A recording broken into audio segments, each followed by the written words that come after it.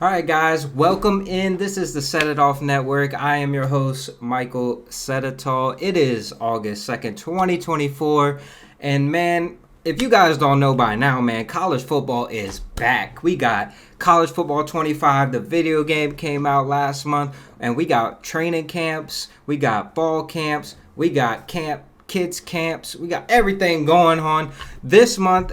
Because college football is back, man. It's the best time of the year. These next 4 to 5 months of our lives are going to be the most exciting times every single Saturday. Keep your friends closer. Keep your friends that don't have fall weddings even closer. This is not the time. You have 7 months out of the year to have a wedding. Don't do it on a Saturday in the fall. Just trust me. It's the key to a healthy friendship. Unfortunately, my friend had his wedding in the fall, and I was able to attend. But yes, he is still blamed for LSU losing that day. But that's a story for another time. Today, man, we're gonna talk about we're gonna kind of just fly around the radar here because I didn't come in this thing with the game plan. I'm kind of just winging it here because I just wanted to talk football with you guys, man, and that's what we're here to do on the Set It Off Net. We're just here to talk ball, and with training camp starting, we got recruiting stuff. The Bayou Splash happened last weekend, so we're gonna cover a lot of topics in a short amount of time, and hopefully you guys can keep up. But if you're still here watching after a minute and 40 seconds, make sure you're subscribed to the channel, guys. Like, it costs you absolutely nothing. We don't have sponsors. We don't have anything. All I'm asking you guys to do is subscribe to the channel, man. It's free. It costs you absolutely nothing.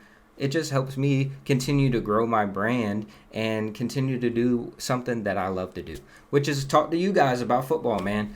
And so we're going to kick this thing off, man, with training camps, our fall camp starting. I'm going to kind of go through a couple off the radar names that maybe the casual fan probably hasn't heard about yet, but they're gonna absolutely know. And one thing I took away from fall camp after kicking it off yesterday was like everybody changed their number. Like, they need to be better about this because I have no clue whose number is what. Like, I'm looking at the roster currently, and it's like everybody has a different number from last year. So if you haven't noticed that yet, be prepared when you watch. If you're like one of those people who doesn't watch anything until the first game, like the first game you're going out there and you're going to be like, who the heck is number 3? Who the heck is number 0? Yeah, it's going to be bad because everybody changed their number, and that's not an exaggeration. Like, 75% of these people changed their number. So a couple people I wanted to take away yesterday. Obviously, we all know Garrett Nussmeier is QB1, right? Garrett Nussmeier is going to start every game this year as long as he's healthy. But a lot of interesting things are coming from the quarterback 2 battle. You brought in AJ Swan from Vanderbilt, a guy with SEC experience, and then you have a guy who's a redshirt freshman in Ricky Collins, who after one day of practice, obviously that's not the end all be all, but after one day of practice, a lot of the reports coming out of practice was Ricky Collins was a little bit better. If they had to name a quarterback 2 today, obviously it would probably be AJ Swan, I would think, just based off the experience. Like, if you needed him to go into an environment in the SEC, like, at least he's had that. But as far as the talent, Ricky Collins is right on par with them, and I think Ricky Collins is going to develop into a guy who could possibly take the reins of this program, right? You obviously have guys like Bryce Underwood coming in. You're probably going to add a transfer in the offseason, I would assume, if Nussmeier leaves and goes to the NFL. If Nussmeier comes back, you're obviously going to sit behind him again. But I really like what I saw out of Ricky Collins yesterday. I really liked what I saw from both of the backup quarterbacks. I think that's one of the major questions that people really aren't talking about with LSU is the depth of the quarterback room. Like, there's not a lot of big game experience in there, and that's not saying that they're not good at all. I'm just saying if the situation arises where Garrett Nussmeier can't play in a game and you have to go play Florida, what does that look like, you know? It could be dicey for LSU is all I'm saying, because you have a lot of guys that haven't played a lot of meaningful snaps in there. And it's definitely something that you should keep an eye on if you're the casual fan, just thinking like, hey, injuries never happen type thing, you know. The next guy I want to talk about is PJ Woodland. Now, PJ Woodland is listed as number 11. If you guys saw a couple of the videos that LSU posted yesterday, PJ Woodland had an amazing interception over the shoulder catch on Garrett Nussmeier. And he is a guy who's not running with the ones, right, at the cornerback position, right? But he's a guy that you've heard his name so much, and he is only a true freshman. But the fact that his name keeps getting brought up in all of these reports about hey, this guy is doing this guy's doing that, it is a cause for positivity. And I think he might not be an impact player like day one USC or even by game 3, right? But I think once you get into the meat of the season and you really are counting on that depth, you're going to see a guy like PJ Woodland emerge into probably one of those starting corner roles and build into his sophomore year and become one of the better corners in this league. And yes, you heard me right. One of the better corners in this league, because I think Corey Raymond and what he's going to do and develop these kids that he's recruited is going to be tremendous. And I think PJ Woodland is just going to be the first example of that, where you say, gosh, Corey Raymond really does know what he's doing. All the naysayers out there that were, kind of talking down on him. Another guy is Trades Green. Now, this is my favorite prospect. My favorite prospect that LSU got out of the high school class. He is a true freshman as well, but gosh, he does not look like it. 6'7", 245, the total athlete. The kid is unreal athletic. Football just comes so natural. He hasn't even played football a majority of his life. He didn't start playing football until later on in his high school career. This kid is going to be an unreal matchup nightmare. I'm talking this kid has the speed, he has the size. He's going to play tight end this year. And obviously, everybody knows Mason Taylor's probably, your number one tight end. He's going to be in there majority of the time. And I'm not disagreeing with that, but this kid's got to be in there at some point on the red zone. Him and Kamari Pittman are just freak athletes and are going to be matchup nightmares. It's going to be one of those where it's Nuss, just throw that thing up there and see if he'll catch it. That's going to be the play. And he is that good where that could be a very successful thing for LSU. So Trades Green, a freak athlete, that's the guy I think on offensive side of the ball is going to take a very big leap forward. A guy who is a true freshman and kind of is just picking up football and things like that, but a guy with tremendous upside. The guys I want to talk about on the defensive side, it's really, man, it's hard to pick one. But I'm gonna go and I'm gonna say your Weeks brothers. And I know you have guys like Greg Penn coming back. You have guys returning in that linebacker room. You have Xavier Atkins. I lied. Greg Penn. Did Greg Penn change numbers? Is Greg Penn even on this roster? I don't know. But the Weeks brothers were two guys that I heard about that were running with the ones yesterday in fall camp. Obviously, Whit Weeks is tremendous. Wes Weeks didn't play as much. But a guy like Whit Weeks has to be on the field. He's number 40. I believe he's the younger of the two. The other one is a transfer. The other one's the transfer from Virginia. He is a senior. And Whit Weeks is a sophomore. So Whit Weeks was a true freshman last year. And those two guys are going to be kind of the telltale of what we think about Blake Baker, right? Because that's his position of specialty. And if those guys still struggle and aren't doing the right things, kind of like last year where people weren't hitting the right gaps, people weren't knowing their assignments, if you see that kind of trend continue, it's going to be definitely a cause for concern. Right? Because I think every LSU fan is holding their breath with the defensive stuff right now.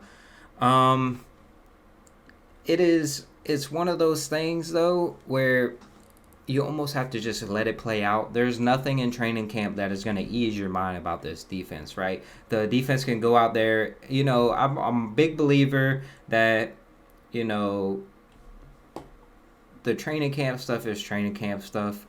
you really don't know until game one. They don't play preseason games. You don't know until you play somebody else, right? The defense can go out there and have 25 picks in a practice, and I could care less because maybe that just means the offense is bad. Or when I hear like the offensive line is dominating the defensive line, well, does that mean the defensive line sucks, or does that mean the offensive line is really good? Like I don't know. It's probably obviously all the combination of everything going on. But last year we heard all about how the wide receivers are killing the DBs last year, right? And I told myself in my mind, don't freak out.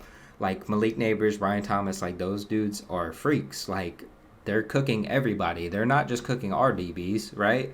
But then come the season, the DBs were lackluster to say the best, and they struggled, right? And so guys like Whit Weeks and guys like Wes Weeks at that linebacker position, a guy like Xavier Atkins could step up into that role, are going to be guys that they really have to get going and really step into that leadership role of controlling the defense, because you have a guy like Major Burns, who's probably your most experienced guy on that defense, who's going to be probably making the calls and probably the leader of that defense emotionally.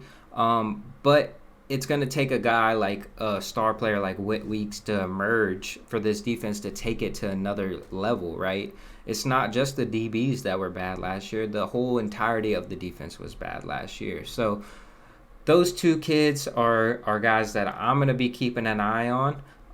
And then the last one I'm going to go, or the last two I'm going to go over is, first one is DJ Chester. DJ Chester, if you guys paid attention last year, DJ Chester was the backup center. He is going to be your starting center this year. DJ Chester's elite.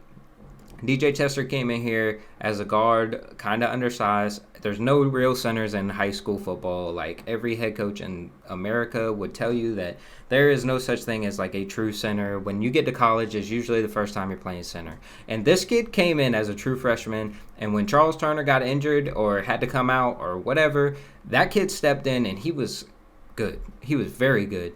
And I feel absolutely super confident that he is going to be very good again this year. He's going to be number 79, I believe.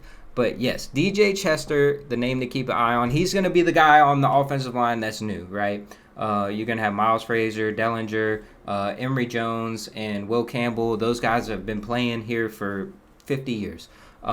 That's huge for DJ Chester because he doesn't have to bear the responsibility yet of like controlling the offensive line, because you have so many of those older guys on there that really kind of already know what they're doing. So that's going to help him tremendously. And then the last, I'm going to kind of pair these guys together. But it's going to be Don McKinley and it's going to be Dylan Carpenter.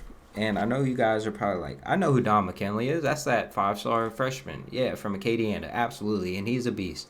He didn't enroll early, so this is kind of like the first time we're seeing him. He's going to be one of those like PJ Woodland. He's going to be a late bloomer because he wasn't there in the spring, I'm not sure if they let him go during the summer. I don't know if he just enrolls like, late July, early July-ish, whenever like the regular students come. I'm not sure how all that dynamic and stuff works, but you're going to hear his name a lot towards the end of the season, going into his sophomore year, I believe. And then you got a guy like Dylan Carpenter, and this is a guy like nobody is talking about, a kid from Santa Monica, defensive end, put on a ton of weight, guys. He came out of Santa Monica, small, right? He's tall, but he didn't have the body to play, and he redshirted last year as a freshman. But this is a defensive end that could create problems on the defensive line. He's got tremendous amount of talent. A guy that wasn't really highly recruited out of high school, bloomed really late, got an LSU offer very late in his recruitment. He was actually committed to UL Lafayette and ended up flipping his commitment to LSU. But Dylan Carpenter is definitely a name to keep an eye out for. I'm always a big fan of the people that transform their body from year one to year two. You're going to see that with Caleb Jackson, the running back freshman last year.